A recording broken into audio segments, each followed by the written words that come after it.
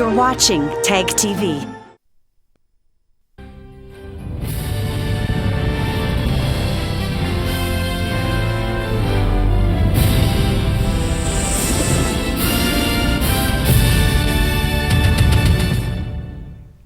Good evening, welcome to South Asia Newsline. I'm Akansha Parimu. Here are the top stories we are tracking for you on Monday, the 18th of June. India to resume anti-militant operations in Kashmir as Ramadan suspension ends.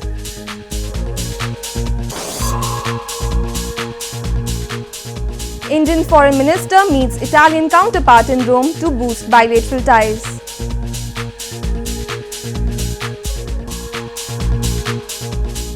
And Afghan High Peace Council calls on Taliban to extend ceasefire.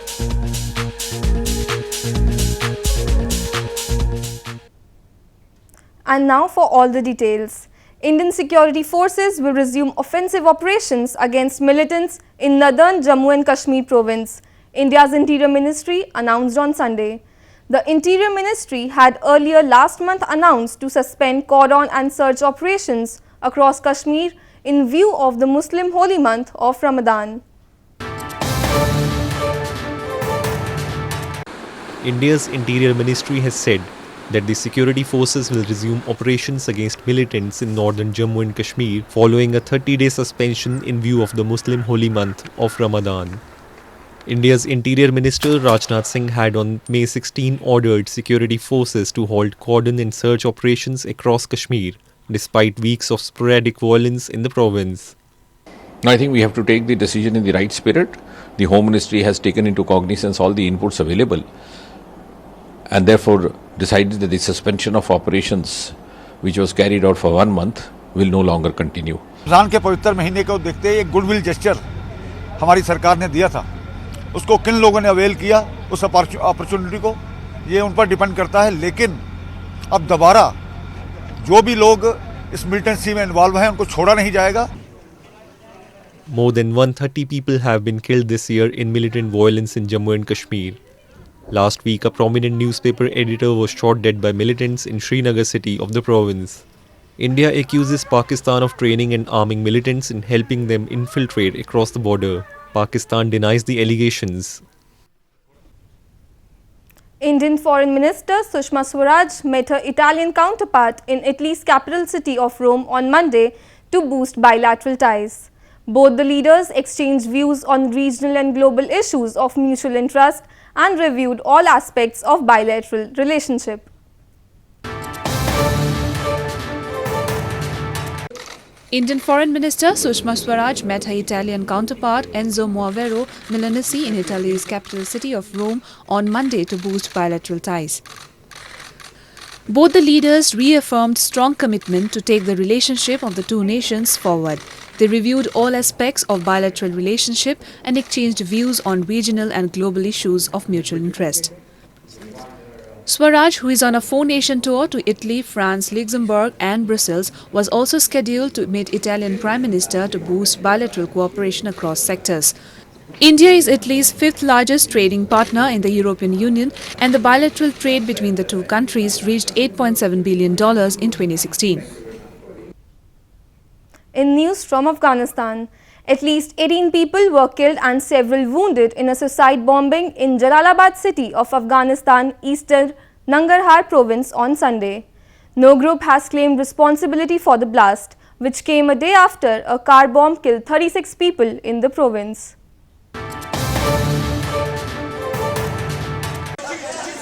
At least 18 people were killed in a suicide bombing in Afghanistan's eastern Jalalabad city on Sunday. No group has claimed responsibility for the blast, which happened outside the governor's office in eastern Afghan province of Nangarhar, wounding at least 30 others. The attack came a day after a car bomb killed 36 people in Nangarhar province on Saturday. That attack was claimed by Islamic State.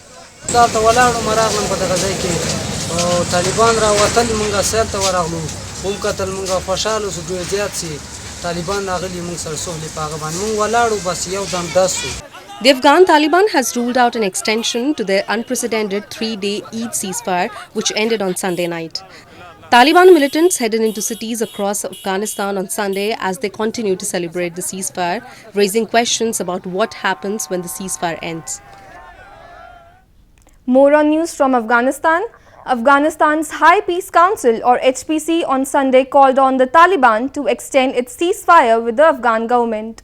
The HPC members gave the credit for a ceasefire to a recent Islamic directive issued by a gathering of religious scholars in Kabul. Afghanistan High Peace Council or HPC on Sunday called on the Taliban to extend the ceasefire and said it will cooperate with the militant group. HPC members also highlighted the role of religious scholars for their recent Islamic directive against the ongoing war in Afghanistan, which they believe led to the temporary ceasefire in the country. و یقینا این گام ها به اینجا خلاصه نمیشه. بر رسانه‌های عزیز بسیار واضح میگم گام‌های دیگه‌ای هم هست که در حال برداشته شدن است. This came a day after Afghan President Ashraf Ghani also called on Taliban to extend its 3-day ceasefire. He said that he will extend a ceasefire with the Taliban but did not give a time frame. The Afghan government had earlier announced ceasefire from June 12 to the 5th day of Eid ul-Fitr, that is till June 19. For years, Afghanistan has been plagued by violence by militants who claim their struggle is a holy war to impose Islamic rule. Around 2,000 Afghan religious scholars in Kabul recently issued an Islamic directive saying the ongoing war in Afghanistan is forbidden under Islamic law. Moving on to news from Nepal. Nepal Supreme Court has asked the Election Commission to clarify over Nepal Communist Party as the poll body has registered the party without ensuring its 33% representation of women as required by the constitution of the Himalayan nation. The apex court has now ordered a commission to furnish a clarification in writing within 15 days.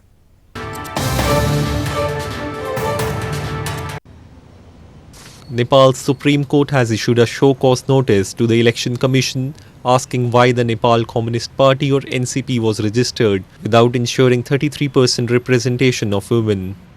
The Party Registration Act in Nepal states that a party needs to ensure 33% representation of women from the central to local levels. Demanding scrapping of the NCP's registration for not fulfilling the mandatory requirement, 14 lawyers and rights activists had filed a writ petition at the Apex Court last week. The writ petition demanded the Apex Court to quash the NCP registration at the poll body, claiming that it was against the law and the constitution. The court has now ordered the commission to furnish a clarification in writing within 15 days. The newly established Nepal Communist Party got its legal party status earlier this month. More on news from Nepal. Indian Embassy in Nepal's capital Kathmandu city recently organized a yoga camp at the country's Muktinath temple. The event, organized in the wake of International Yoga Day, which is observed annually on June 21st, saw the active participation from locals including monks.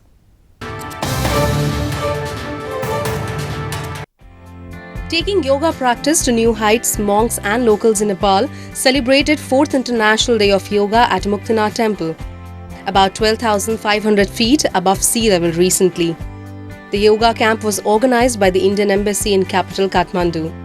Yoga enthusiasts in large numbers were seen practicing yoga postures and asanas, being instructed by a yoga teacher on the premises of the holy temple. अब यो योगा गरेपछि आफ्नो शरीरमा नै अलिकति ठिक हुन्छ अब दुख बिमार नै अलि थोरै हुन्छ यो योगा गरेर शरीरमा एकदमै त्यो राम्रो हुन्छ यो योगा खेलेपछि अरु दिनमा पनि कसरी योगा गर्ने तयारी अरु दिनमा भने म पनि योगा अलि खेल्छु म बिहान आधा घण्टा जति म योगा खेल्छु म योगा अलि म शान्ति भएर खेल्छ मेरो शरीरको लागि म योगा खेल्छु सब लोग योगा कर रहा है लेकिन योगा करने से सबको अच्छा मिल रहा है वो हेल्दी भी मिल रहा है सब लोग का भी अच्छा एक्सरसाइज मिल रहा है सब लोग खुश है इसमें. The event was organized in the wake of International Yoga Day, observed annually on June 21st, an active initiation and the involvement of the Indian Embassy in Nepal. International Yoga Day was declared unanimously by the United Nations General Assembly. Trekking craze is taking over India's northern hilly province of Himachal Pradesh as adventure enthusiasts take up the journey across the serene trails. Out of all the hill towns in the province, the city of Shimla is the most convenient base for the variety of adventure sports, especially trekking.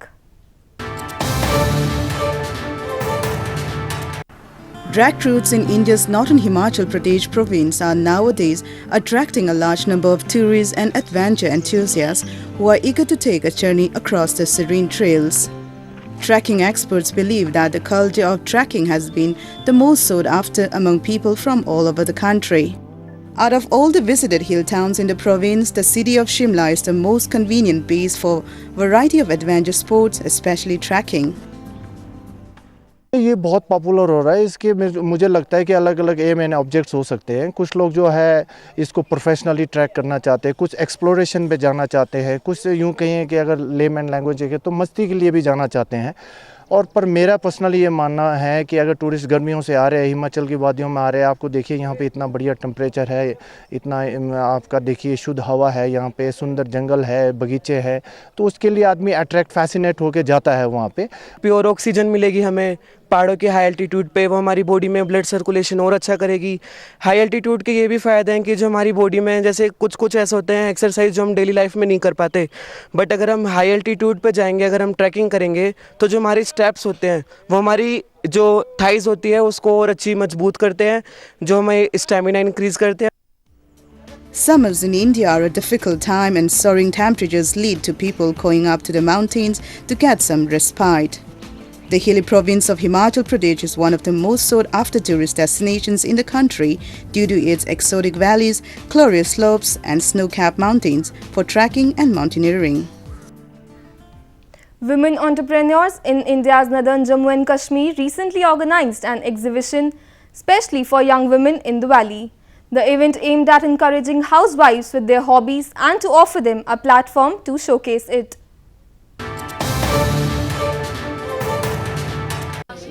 A group of young women entrepreneurs in India's Jammu and Kashmir recently organized an exhibition to encourage the young talents in the valley. The exhibition was kept exclusively for women customers. Cosmetics, homemade bakery products, handmade soaps and ethnic Indian and Pakistani clothes, among others, attracted a good number at the exhibition.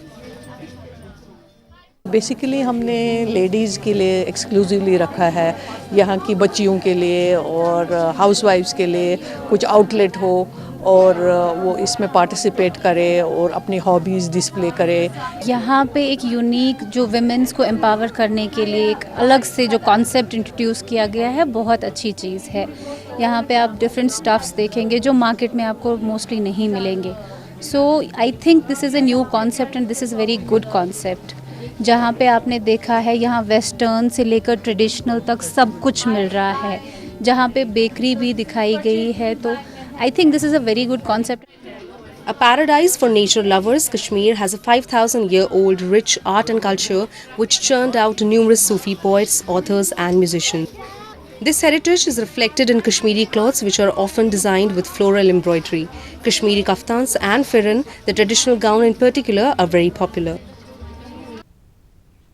Well, that's the way it was in South Asia this evening. Before we conclude, the top stories once again. India to resume anti-militant operations in Kashmir as Ramadan suspension ends.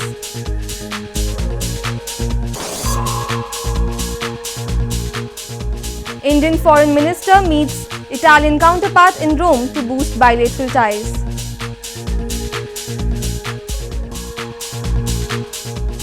And Afghan High Peace Council calls on Taliban to extend ceasefire.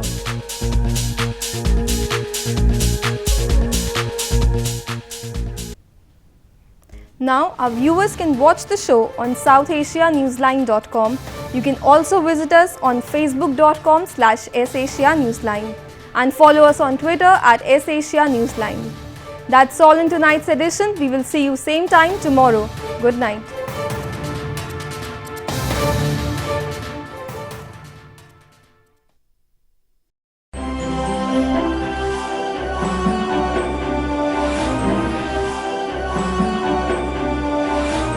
You're watching TAG TV.